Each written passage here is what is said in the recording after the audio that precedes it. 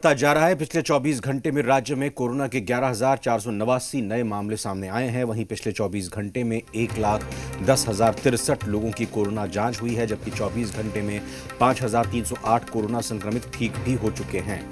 राज्य में कोरोना संक्रमितों की ठीक होने का जो रिकवरी रेट है वो 80.36% रहा है। वर्तमान में राज्य के 69,868 केस हैं सक्रिय। वहीं अब तक 2,93,945 संक्रमित ठीक हो चुके हैं। अगर अभी तक के आंकड़ों की बात करें तो सबसे ज्यादा पटना में 15,310 कोरोना मरीज सामने आ चुके हैं, जबकि गया में 6,129, मुजफ्फरपुर 3,984, भागलपुर 3,116, सारण 2,696, औरंगाबाद 2,398, बेगूसराय 2,256 मामले कोरोना के सामने आए हैं।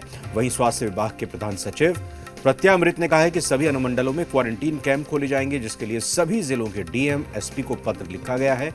टोल फ्री नंबर 1070 भी शुरू किया गया है, जिस पर लोग फोन करके सलाह ले सकते हैं।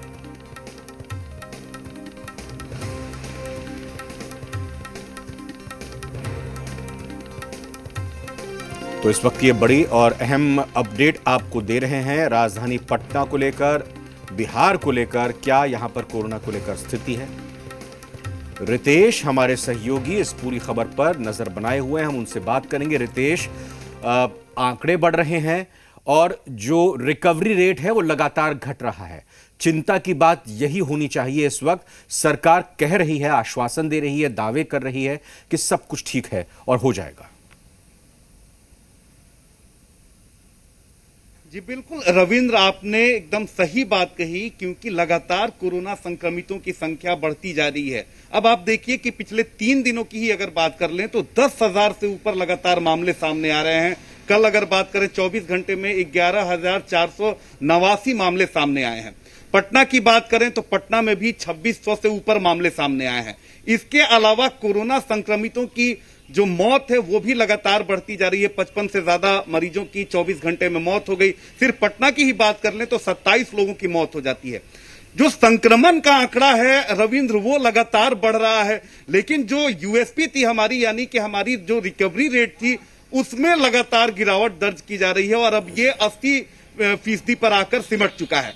जाहिर सी बात है कि बेहद चिंताजनक बात है और ये स्थिति तब है जब लगातार 1-1 लाख की संख्या में लोगों की जांच हो रही है। इसके अलावा कल 86,000 लोगों का टीकाकरण किया गया है और अगर बात करें तो टीकाकरण अभियान के तहत कुल 5 करोड़ लोगों को आनन फानन में टीका देने की तैयारी चल रही है।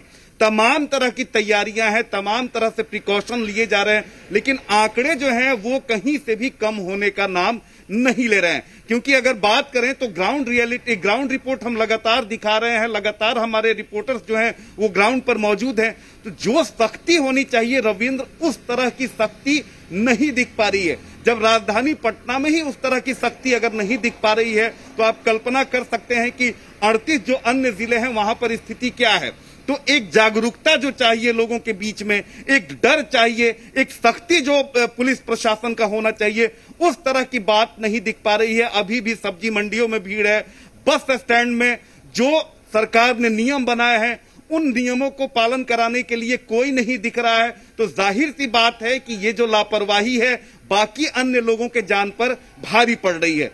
दूसरी बात करें तो जो स्थिति विकट हो गई थी, ऑक्सीजन की जो सप्लाई बीच में जो बाधित हुई थी, उसके अलावा रेमडेसिविर जो इंजेक्शन की किल्लत हुई थी, तो उन तमाम चीजों की अब अगर बात करें तो ये सप्लाई जो है वो सुचारू हो चुका है। लेकिन लगातार जिस तरह से कोरोना संक्रमितों का आंकड़ा बढ़ रहा है, जिस तरह से डेथ का रेशियो बढ़ रहा है, अब ऐसे में प्रदेश में मांग हो रही है कि लॉकडाउन लगाया जाए। ना सिर्फ राजनीतिक दल, अब तो स्थिति ये हो गई है रविंद्र की जो आम जनता है और जिस पर सबसे ज्यादा सरकार को डर है कि जो व्यवसायी हैं, जो छोटे कारोबारी हैं, वो इसका विरोध करेंगे। कैसे लॉकडाउन लगा सकते हैं? आप सोच सकते हैं कि एक फल विक्रेता भी अब लॉकडाउन लगाने की मांग कर रहा है, एक ऑटो ड्राइवर भी अब लॉकडाउन लगाने की मांग कर रहा है। सबका कहना है कि जान है तो जहान है, अगर जिंदगी रही तो पैसा कमा लेंगे, लेकिन जब जिंदगी ही चली जाएगी, जब लोग ही सुरक्षित रहेंगे तो फिर पैसा कमाने से क्या होगा? तो अलग अलग सेक्टर से इस तरह की बातें निकलकर सामने आ रही हैं। एक जो सबसे बड़ी बात जो रविंद्र हमने देखी है इन तमाम जो संकट का जो दौर चल रहा है, विभागों में जो कोऑर्डिनेशन जो दिखनी चाहिए उस तरह का कोऑर्डिनेशन नहीं दिख पा रहा है। पुलिस प्रशासन का जो कोऑर्डिनेशन, जो सपोर्ट मिलना चाहिए स्वास्थ्य विभाग को या जिला प्रशासन को, उस तरह से सहयोग नहीं मिल पा रहा है। इसके अलावा बड़ी तादाद है लापरवाह लोगों की जो अभी भी मास्क लगाने में कोताही कर रहे हैं, सोशल डिस्टेंसिंग उन्हें पता नहीं है। तो ऐसे लोगों पर अंकुश लगाने की जरूरत है, ऐसे लोगों को जागरूक करने की जरूरत है। और सिर्फ जागरूकता से ही रविंद्र काम नहीं चलेगा, बल्कि अब सख्ती अगर सरकार नहीं बरतेगी तो जो आंकड़ा लगातार बढ़ते जा रहा है, हो सकता है कि इस आंकड़े में और इजाफा हो, क्योंकि कहीं से भी खुद प्रधान सचिव जो स्वास्थ्य विभाग के हैं प्रत्यय अमृत ने कहा कि अब स्थिति जो है वो बेकाबू हो चुका है। आप समझ सकते हैं कि किसी विभाग के जो प्रधान सचिव हैं, अगर वो स्थिति इस तरह से आकर डिस्क्राइब करते हैं तो हालात किस तरह से बेकाबू हो चुके हैं ये खुद बताने के लिए काफी है। इसके अलावा स्वास्थ्य मंत्री लगातार चीजों की मॉनिटरिंग कर रहे हैं। जी। तमाम तरह के संसाधन अगर मुहैया कराए जा रहे हैं, तमाम तरह की बातें हो रही हैं, और अगर उसके बावजूद अगर कोरोना संक्रमण जो है वो कम होने का नाम नहीं ले रहा है, तो जाहिर सी बात है कि बेहद चिंताजनक बात है। और अब ऐसे में सरकार को बेहद सख्त होने की जरूरत है। रितेश, बहुत बहुत धन्यवाद आपका इस खबर पर, कोरोना को लेकर पूरी अपडेट